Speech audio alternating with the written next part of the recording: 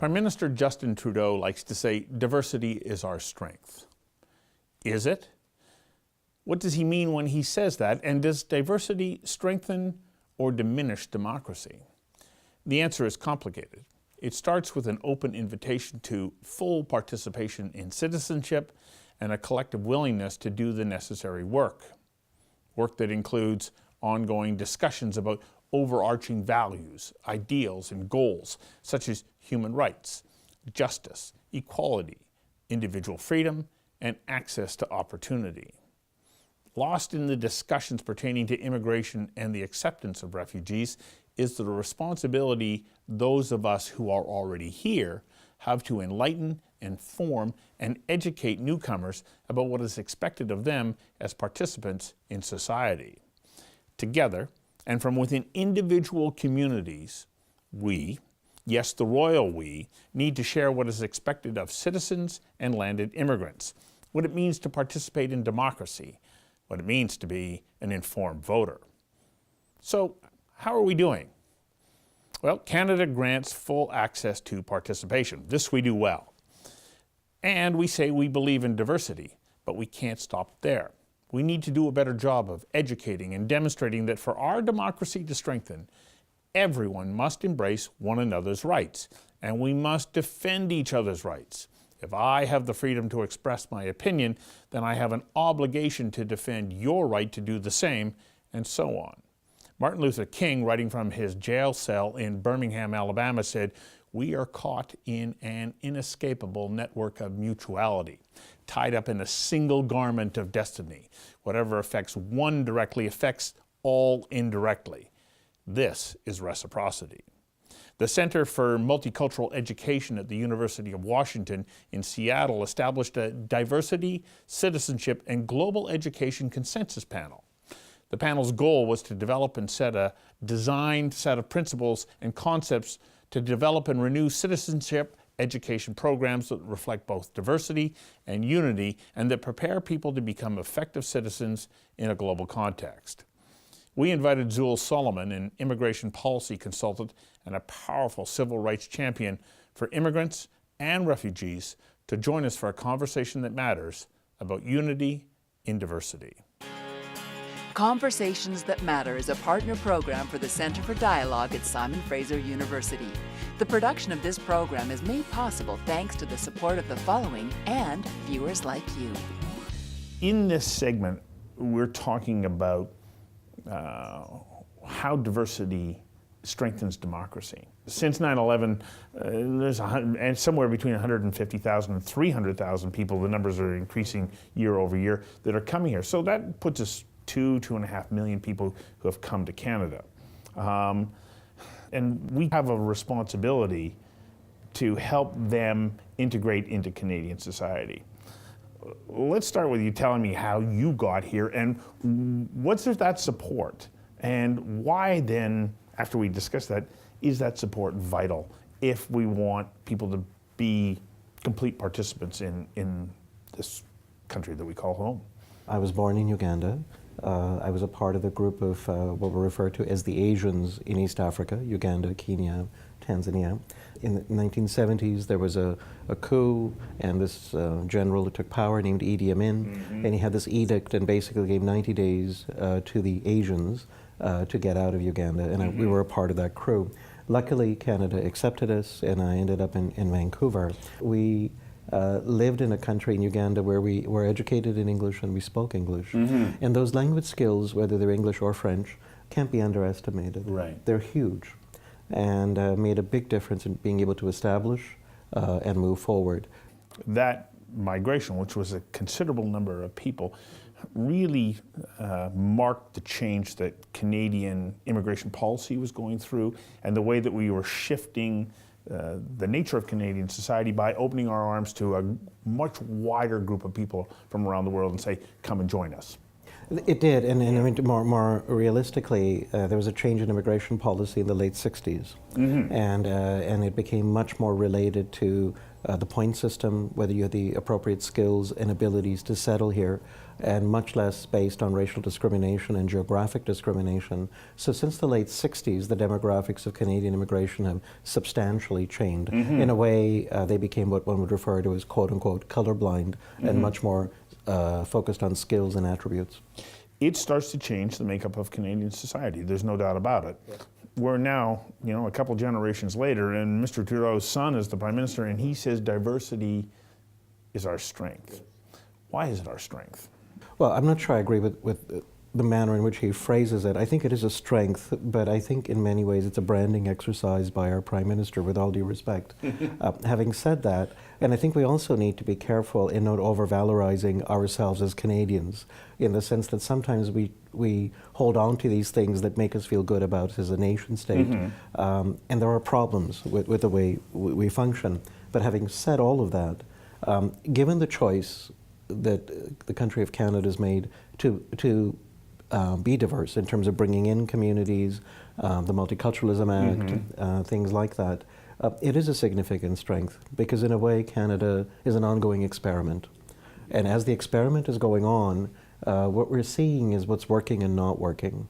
And I think the fault lines which are developing are around what can we embrace in kind of a Western, democratic, largely neoliberal, kind of globalized order, and what can we not accept within these frameworks. Is not democracy, though, a statement about saying, I want to figure out how to get along? Well, democracy is a statement, I think, about each person having a say equally and fairly. But the kind of democracy we've chosen is who has to say. And so whether you are a farmer from India, or a refugee from Asia, or a refugee from Africa, whether you're a brain surgeon or you are not literate at all, once you come to Canada and once you gain the right to vote, we have decided as a democracy that all these voices will get to speak. And the challenge is how to value them all for what they are. By having diversity, it really does test what are those overarching concepts, ideas, values, vision of what a society is. And part of that is a commitment to human rights and equality and access to opportunity, the right to practice our own religion. And if I want to have the right to practice my religion, it means then that I have an obligation to defend your right to practice your religion. I think you've nailed where the divide is. Now the rest of Canada is now trying to figure out, where do we go with this discussion? What can we embrace? What can we not embrace? And those are the fault lines of our democracy. And so my comment to you would be that I think we need to be careful about this rubric of diversity, because what does that really mean?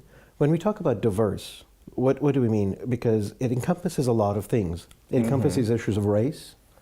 Okay, gender. It encompasses gender, exactly, sexual orientation. It also deals with, when we speak about diversity, are we talking about the settlers who came here, or Indigenous communities, which are very much in ascendancy right now as we speak? So there is this big kind of series of voices that are speaking. And I think that's why I said earlier on, we need to be very careful about how the Prime Minister says diversity is our strength, because largely I don't know what he means. Well, it would help if he would define it. But he won't. And I think as a politician, he won't define it, as many don't. Because it's easy to embrace and say diversity is our strength, but the hard work of it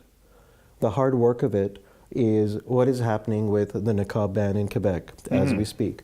The hard work of it is what is happening with Trinity Western University's arguments that they should be able to teach and give out a law degree under their conditions. The nub of it is what is happening with Indigenous communities that are saying that we have been here, this is our land, and we have our own ways of dealing with democratic engagement. So I think I appreciate the framework of our discussion, but all it really does for me is lead to an unwinding. And the unwinding is very complex. Yep.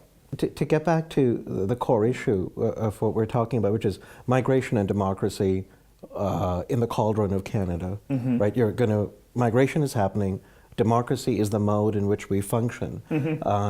I think what we're seeing are some of the positives of that, which in some of these suburban areas, there's a great deal of engagement, but not over the same issues that might play out in Vancouver.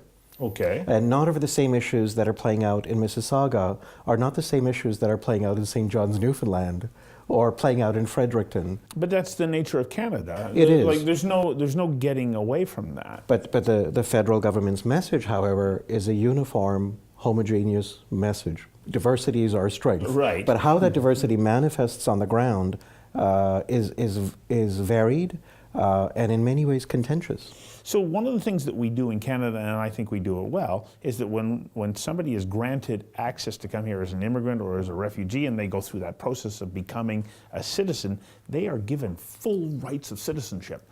You are a Canadian. Whereas in some European countries, you don't ever get that. You are a hyphenated Belgian, or and you don't have the same rights of access, and this creates a divide. So then, how then can you have the a society that buys into an overarching set of values? I mean, we've learned a lot. If you look at Germany in the post-war period and the Turkish question. Yes. Okay. Many individuals from Turkey went to work in Germany, in rebuilding Germany, and in the periods after that. And those Turkish nationals could not get German citizenship, despite being there for generations and having children born there. And what did Germany discover at the end of all that? That this is a mess. We have a divided society. Exactly, Yeah. and that we need to give citizenship. So citizenship can be very ameliorative. It can deal with problems, but then it creates more problems, because then the question becomes, so what does it mean to be a citizen? So Canadians, permanent residents, if they stay here long enough, have to write a citizenship exam. Yes. They have to be somewhat functional in English or French. And when they write that citizenship exam, what do they learn? They learn that they have the rights of democracy, they have access to a Charter of Rights and Freedoms, Constitution. So this is what they're learning, okay? And so my comment really is that what we're now starting to see is what each one of those rights means as we're moving forward. Because our notions of what they used to mean are evolving. When you say the right to vote, Yes. okay, that means that you understand hopefully what you're voting for. You can get to a voting station, you know how to exercise your vote. But then we start to see people are saying, hold it, votes are being packed, false memberships are occurring, issues are being skewed. And so then you start to say, well, is this the engaged democracy we want? And some people would say, yes, this is old-style democracy, this is how it works. And there are other people saying, hold it, we have people voting who may not fully understand what they're voting for. So then do we need an informed citizenry? Yes, we do. And these discussions are a Yes. part of that process. So what is it that we need to do to arm people who are coming to Canada with the insight and information that they need to become fully engaged? I think it's a complex basket of things. I think the word engaged is very good. I mean, Yeah. I think we do need to actually recognize that we need to engage with these individuals, whether they're refugees or skilled workers or business people. I think we also need to inform. What are the set of rights that they're buying into? What are their rights as citizens, their constitutional rights? So this is a natural point for me to say, we had Zarmina Ali, who is an Afghanistan refugee or Afghani refugee who came to Canada before the events of 9/11, not much before it, but she was fleeing the violence in her home country. She came here and she wasn't given the kind of information that we're talking about right now. So I'm going to take a quick break right now. We'll come back with that, and then I'll come back to you in the following segment. What were the events that led you to leave my country and come to Canada? Yes. I had a very happy, beautiful life with my 3 children and my husband. But unfortunately, my husband went for shopping, and unfortunately, he came back. He was injured because it was a big explosion bomb inside the city. He had internal bleeding and he couldn't make it. You then decided that staying put would put your life and that of your family in jeopardy. My eldest daughter was 8 years old. She knew everything at that time, and the reason that I left my country because she was scared of dying. So you arrive here. You are a gynecologist by training. When I came to Canada in the beginning, I was thinking about going back to school and do my practice. If I can, like, to become a gynecologist, even if I can't to be, like, if I cannot go to school for becoming a gynecologist, at least a midwife or doula, nurse, whatever, yeah, to be in medical field. But at that time, wherever I went, they asked me go back to school. Like, I thought they meant go back to school to finish your grade 12. But unfortunately, I went back to school. I started it from grade 9, then I finished my grade 12. And also, I didn't know that I was supposed to do my credential evaluation about my diploma that I got it back home. Like, I had MD, and also I had that certificate about my specialist, like gynecologist. But I didn't know.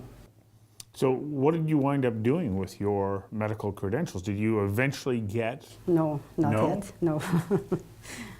Yes, of course, that the reason that I work with refugee women right now with PIR, Pacific Immigrant Resources Society, just because that the process that I went through, I just wanted to let them know what to do, like especially for the people that they are well educated back home and come here. Like, I didn't do it. I didn't do the credential evaluation. The first step that if you want to go back to school is not like you have to go back to school and start from grade 10 or grade 8 or 9. You're a bit of misinformation there. Yeah, it was misinformation. That just that one, and otherwise, no. So as we can see from her story, she wasn't given, those pieces of information that armed her appropriately, where she would then be able to be a part of the medical community because she was a trained gynecologist, and we kind of miss out. And when that happens, what happens to us as a whole? No, it's a huge personal tragedy when you hear these kinds of stories, about the brain surgeon who's driving a taxi. There actually was a study done of how many PhDs drive taxis, and it's a larger number than we would like. So what happens is there's a personal tragedy that goes on. The person can't feel fulfilled and contribute and move on with their lives. But there's also kind of a larger communal deficit that's going on in that we can't take advantage of those skills. People are underemployed. And also I think what it breeds is a massive disconnect in terms of the promises that were made and the life I'm living. And what that can do is not only make it feel like the country that embraced me didn't fully embrace me, and for the country it feels like, who is this immigrant who came in who didn't perform? Right. And a Why lot aren't of it, they, Bob? and Yeah. a lot of it is Yeah. around this gap around how do you qualify? Can you qualify? What do you need to do? What can't you do? And this issue of skills mismatch has been going on since I started practicing law, and it's now been 25 years, and it was going on 25 years before that. Right. We're getting better, but these tragedies, I think, show us the losses that are accumulating. Okay, but so coming to Canada then, if you go through the immigration process that is going to take 18, 24 months or so on, you have time to start to learn about the Canadian system, to learn some of those things that you need to have in place. And the Canadian government has the opportunity to share with you, here are things that you need to understand about Canada. For people such as yourself who said, no, you have 90 days, pack up your belongings or go, or even worse, in Syria, barrel bombs are raining down from the sky above me, I need to flee. You don't have that. And so, you're coming under, forced circumstances, and you show up here. I think, these are all great issues. So for instance, if you're coming in under the normal streams of immigration now, certainly in the last decade, in fact, there is pre-counseling about Europe. You can, about coming to Canada. You can, through our embassies and service providers, learn about Canada before you come. And I think that's great. Yeah. If you're coming in through these refugee streams or emergency or humanitarian streams, I agree, it's much more difficult to know what you're entering into. You just want to run away from the danger that you're fleeing and you want safety. Right. What I will say overall is that Canada, compared to many Western democracies, is doing a good job. Largely it is trying to engage with this diversity in the democratic process. So how do we characterize how Canada has benefited by having, in the words of Jean Chrétien, this open-armed policy of saying, come and join us in the building of a truly blessed nation? is it working? You know, it's a complicated question. If you said to me, did it work for me, my personal story, yes. Yes. It worked for me, and I'm eternally sort of grateful to Canada for what it did for me and my family. Is it working for other people? In some ways less so, in some ways more so. It continues to be this experiment. It certainly embraces refugees and people who are coming here purely on humanitarian reasons, and it also embraces very skilled people. Canada is an evolving project. It's a democracy that's trying to do something and not repeat the mistakes of Western Europe, not repeat the mistakes of the past. For that, I commend Canada for being brave. What I'm concerned about for Canada is its complacency sometimes in its journey, because it builds frameworks that are all-encompassing, that sound good, but that are hard to kind of fully hold on to. And so that's always the challenge between, I want to experiment, but I also want to tell myself a narrative that I can hold on to that makes me feel good. About being a Canadian. About, yeah, that Yes. diversity is great, and that diversity is without its challenges, and with the ribbon cutting and the backpatting that goes on. I think we need to be careful. And by this, I'm not trying to be an ungrateful refugee or an ungrateful Canadian. No, but what I I'm think trying to you- be is yeah. I'm trying to be a critically engaged person in saying that the kinds of stories we sell ourselves about our nationhood need to be explored. Because if we're not ever vigilant about what the potential challenges are, Oh, exactly. then we're doomed to conflict. Doomed to conflict, doomed to, I think, repeat them. And you know, if you say to me, what are the challenges? Migration is a challenge. Environment is a challenge. The indigenous moment in which we find ourselves, I would say by far, is a primary thing that we need to deal with, and we cannot afford to regress on that. We need to address that wound in the Absolutely. Canadian psyche. There's no doubt about it. And I Yeah. think the narratives we tell ourselves need to reflect these discussions, and that's the challenge. I still hold on to the idea that we live in a truly blessed nation and that we are moving in a direction that I think can be an example for others on how to do this. But it's not without its problems. Well, or what challenges. what I would say is that for me, the journey to Canada and being in Canada has been blessed for me and my family. And I think the more we have these kinds of conversations, the better we can improve our democracy. Well, I agree with you. Thank you for doing Thank you this. very much. And of course, thank you for choosing Canada. Thanks. Canada also chose me, so I'm very grateful.